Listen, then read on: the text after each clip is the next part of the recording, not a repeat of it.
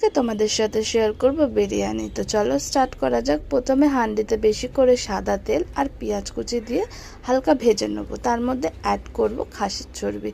হ্যাঁ, ঠিক শুনছো, খাসির চর্বি দিয়ে আরেকটু পেঁয়াজটাকে ভেজে নেবো ব্রাউন করে। তার মধ্যে অ্যাড করব আদা আর রসুনের জল দিয়ে আরেকটু জল অ্যাড করব। তার মধ্যে লঙ্কা গুঁড়ো, কাশ্মীরি লঙ্কা বেশি করে, নুন, একটু মিষ্টি আর বিরিয়ানি মশলা দিয়ে ওটাকে মিশিয়ে নিয়ে ওর মধ্যে বিরিয়ানির যে আলুটা সেটা আমরা অ্যাড করব।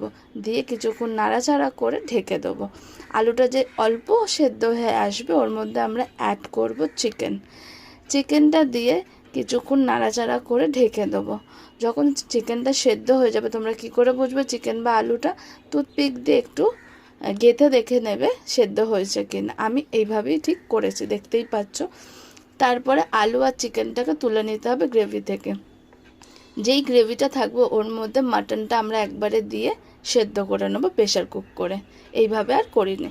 আর একটা জায়গায় জল দিয়ে গোটা গরম মশলা নুন দিয়ে চালটাকে বয়েল করে নিতে হবে 80%। তারপরে হাঁডির মধ্যে সমস্ত চিকেন আলুগুলো দিয়ে টক দই, খোয়া ক্ষীর, বিরিয়ানি মশলা, কেওড়া জল, গোলাপ জল আর মিঠা আতর দিয়ে আর 80% কুক করা চালটাকে দিয়ে ওপর থেকে দুধ আর কেশর ভেজানোর জলটা দিয়ে 20 মিনিট মতন দমে রাখতে হবে।